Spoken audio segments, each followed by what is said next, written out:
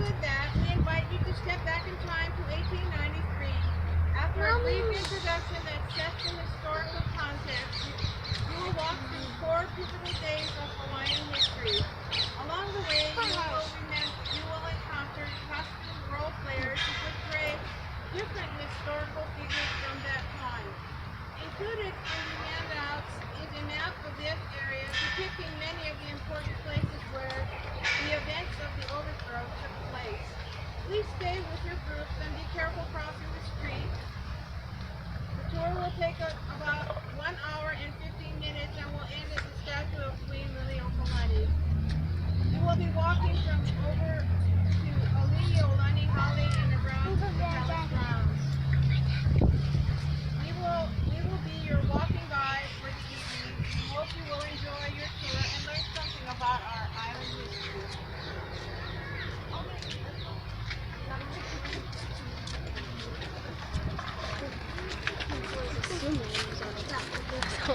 Close together the interval.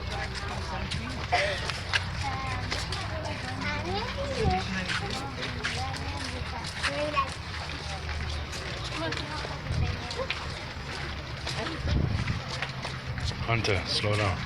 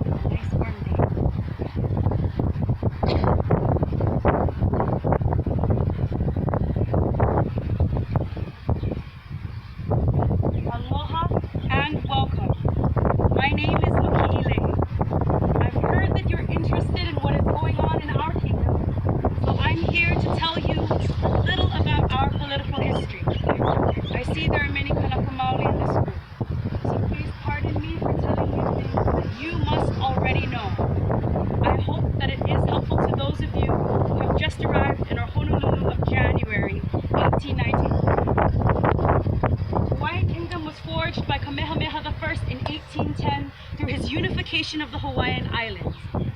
Kamehameha I died in 1824. His rule passed to his son Liho, Kamehameha II. Liho died, and Kalani Kauikeo'uli became Kamehameha III. It was during Kauikeo'uli's reign that the kingdom seriously began to adopt the ways of Western government. In 1840, when he granted a constitution, he established the Hawaiian kingdom as a constitutional monarchy. In 1852, he went before his House of Nobles with amendments that became a new constitution. It is important to know that these constitutions were promulgated by our monarch, not extracted from him or created by the people. In 1864, Kamehameha V repeated this act when he changed the constitution in the same manner. This constitution served our kingdom very well until 1887, when it was illegally abrogated by force. You see, by the later 19th century, Hawaii had become a prosperous island nation that held diplomatic treaties with other nations, such as Britain, Japan, America, and France, who all recognized the kingdom's independence. But there were many Hawaiian-born white men and foreign businessmen who were not content with the great wealth they had been able to acquire in the kingdom, primarily through the sugar industry. Many of them sought to control the legislature and ultimately see Hawaii annexed to America. In 1886, Lauren Thurston, lawyer, newspaper editor, missionary descendant, and committed annexationist, formed an organization known as the Hawaiian League, with a quasi-military arm called the Honolulu Rifles. In 1887, in a bold attempt to control the king and the legislature, this group forced King David Kalakaua to sign a new constitution. This constitution, called the Bayonet Constitution, restricted the voting rights of Native Hawaiians while making it easier for white foreigners and non-citizens of the kingdom to vote. The Constitution barred Asians from voting. It made it possible for foreigners, non-citizens, to run for the House of Representatives and the House of Nobles. It severely restricted who could vote for the House of Nobles due to the high money and property requirements. Also, many more Portuguese could now vote because the qualifications stated that a voter must read or comprehend Hawaiian, English, or another European language. The obvious purpose of this discrimination was to enhance the foreign voting power against the voting power of Native Hawaiians and other royalists. The Bayonet Constitution was not only illegal, it was a blatant act of aggression and humiliation to our nation, our monarchy, the Hawaiian people, and all loyal citizens of the Lahui. It is greatly resented by a majority of our population. But even with the Bayonet Constitution, the Reform Party, as the annexationists like to call themselves, still can't control the government. Oh, everyone, this is Mr. Asing. He owns a store in Chinatown. Yes, Uncle. Tell us what you remember. I remember those Howley business. Oh, sorry. Certain Howley businessmen. They threatened the king, forced him to sign that paper. Yeah, you know, they threatened him. And that paper, they call one constitution. They only made it up a few days before. They never asked the cabinet ministers. They never asked the legislature. They just wrote it and forced the king to sign. And then they say it's legal because the king signed. But everybody knows they force him. That's why they call it Bayonet Constitution. And then there's all these changes. They make House of Nobles seats equal to House of Representatives seats. And then hardly anybody can vote for House of Nobles. To qualify, you have to have $3,000 taxable property or $600 salary every year. You know, the most high-paid Hawaiians only makes about $250 a year. So only rich people, who everyone knows are mostly white people, can vote for House of Nobles. And you don't even have to be one subject. You don't have to be citizen. You only have to live here 3 years and swear allegiance to the Bayonet Constitution, and you can vote. So plenty Hawaiians and other citizens no can vote, but rich foreign haoles can. House of Representatives, you just have to be taxpayer and read and write Hawaiian or other European language. But you know what really makes me mad? Before, I could vote. Under the Constitution of 1864, I could vote. But now no can, because under the Bayonet Constitution, only Hawaiians, Americans, or other Europeans can vote. Even though I live here a long time, even though I'm a loyal citizen of the kingdom, even though I can read and write English, I cannot vote because of Chinese. And now, get plenty Portuguese people can vote, even though they cannot read English. But just because they're white people, they can vote. You know why? Because that Mr. Thurston and those Reform Party people, they want this place to themselves. They want to take the country away from the Hawaiians. And they don't like us Chinese either. They're always calling us greedy and threatening. We not the ones threatening. We are good citizens. We respect the Queen. They're the greedy ones. They're the ones who threaten everybody, I tell you. Okay. Thanks for telling us how you feel.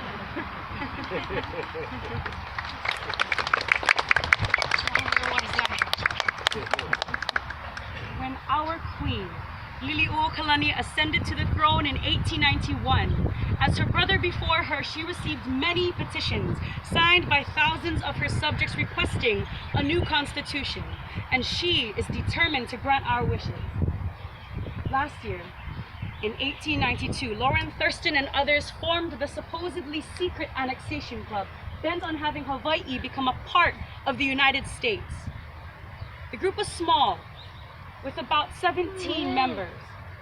In June, Thurston went to Washington to test the waters and see if the U.S. would be receptive to annexation. It is said he tried to convey a picture that both the legislature and the people were all in favor of such a move. John L. Stevens, the American minister to Hawaii, supports the view of manifest destiny and therefore supports their cause. Your next stop will be January 14, 1893. What is most important for you to know is that our Queen has been planning to fulfill the wishes of her people and grant us a new constitution, one that is fair and one that we can be proud of. The legislative session has been long and hard, and the Reform Party, those who side with the annexationists, are frustrated because they still can't control the government. Oh yes. And the USS Boston happens to be in port right now with American military troops on board. I see that it is now time for you to move on. So aloha and mahalo for your interest in our beloved kingdom. Mahalo.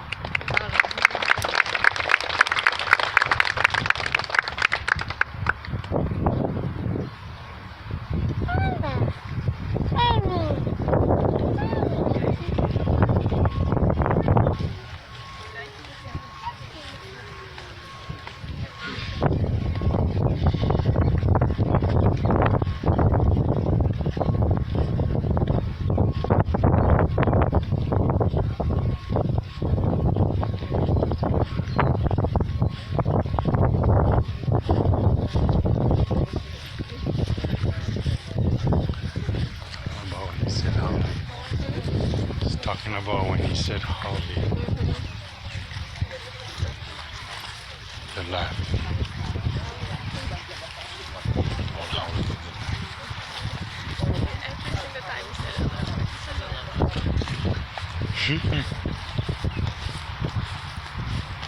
They did it. They took over Hawaii.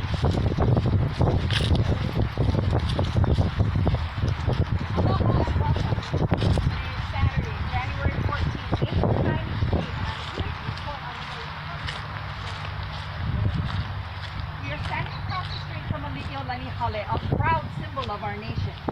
Begun in 1872 during the reign of Kamehameha V, it was completed in 1874. It houses our Supreme Court, our Legislative Hall, our National Museum, and other government offices. And this statue of our great chief, Kamehameha I, unveiled in 1883 as part of the coronation celebrations of King Kalakaua. Things are moving so quickly it is hard to know just what might happen next. This morning, the Queen closed the legislative session of 1892. It was the longest and perhaps the most combative legislative session in the history of the kingdom because there was no clear majority party. The National Reform Party supports the Queen. The Reform Party, headed by Lauren Thurston, opposes the Queen and, as we all know, favors annexation to the United States. The Liberal Party is something of a wild card. 3 cabinets have been voted in and out, with the last cabinet voted in only 3 days ago. And the bayonet constitution is so full of defects the government just cannot function properly. Now, we are all aware the Queen has been receiving petitions with thousands of signatures asking for a new constitution to replace the hated bayonet constitution. A new constitution that would end the property requirements for voting and deny the vote to non-citizens of the kingdom. The Queen informed her cabinet ministers of her intention to declare a new constitution, something they all knew months before. And after the closing of the legislature, she asked for their signatures and their support. Many people gathered in and around the palace in anticipation of the event. But two ministers lost their resolve. Ministers Colburn and Peterson ran off to consult with people who they considered legal experts. Members of Thurston's Reform Party. And of course they advised them not to sign it. And because she could not get the signatures and support from her cabinet, the Queen announced to her disappointed subjects in a public speech at the palace that she could not give them the constitution they had been hoping for. She asked everyone to return to their homes and keep the peace. Right after the cabinet minister's visit to these legal experts, the Annexation Club met in the offices of W.O. Smith. I'm sure you all know where his office is, on the corner of Merchant and 4th Street. They are now accusing the Queen of treason and revolution and have formed a committee for public safety to formulate a plan of action. Oh, here is Mr. Kupahu. He's a member of the legislature and National Reform Party and supporter of the Queen. Perhaps he could tell us more. Good evening, Mr. Kupahu. Aloha. We have all heard about today's events and are wondering if you could shed any more light on them. Brothers and sisters of the Lahui, listen to me. The accusations that the Queen is treasonous and in revolution because she attempted to promulgate a new and fair constitution are lies and falsehoods conjured up to produce an excuse to seize our kingdom. These members of the Annexation Club, of the Committee for Public Safety, are men who cannot be grateful for the opportunities and wealth the Hawaiian kingdom has given them. Instead, they see that increased prosperity now has elevated the masses of Hawaiian people, and they feel that sooner or later they shall be deposed of their political power within the kingdom and will take any dishonest path that leads them to power. It is insulting and outrageous that these very men, and I won't say gentlemen, who promulgated the Bayonet Constitution by force, now have the audacity to call the Queen treasonous while claiming the Bayonet Constitution legal. In our last legislative session, many of us called for a constitutional convention because we felt obligated to acknowledge and act on behalf of the people that we represented. But not all in the legislature felt as we did. Some, upon their election, acted only on behalf of themselves. So there were a variety of excuses to postpone the convention. The Queen, however, refused to ignore the vast majority of voters calling for a new constitution and was determined to fulfill their requests. And here is a very important point. Examine the Bayonet Constitution. Of course, I cannot ask for you to examine it here, but think on this legal point. There is no article in that document stating that the Constitution must be changed to a constitutional convention. Our opposition says the Queen is violating this Constitution. But Article number 78 states, wherever in this Constitution any act is to be done or performed by the sovereign, it shall, unless otherwise expressed, mean that such act shall be done and performed by the sovereign by and with the advice and consent of the cabinet. And this is exactly what she did. She asked the cabinet ministers to review and sign the new constitution. She consulted with them on several points. And yes, some refused to sign, and this greatly upset the Queen. But when their signatures and approval were not forthcoming, she withdrew her plan to repeal the new constitution and proclaimed it so publicly. So my friends, where in this act is there treason? Where in this act is there revolution? I will tell you plainly, it is not there. In no way are the Queen's acts revolutionary or treasonous. It is in the hearts and minds of these men, now our enemies, to foment rebellion and treason against our kingdom. The stain lies not with the Queen. Do not doubt the worthiness of our Queen. She of one mind with the Kanaka Maoli of Hawai'i and those living among us who honors their own allegiance. The serpent is in the garden. These men see an opportunity to seize our kingdom, and their aim is to bring it under the authority of the United States. It is well known the American Minister Stevens has always sympathized with them.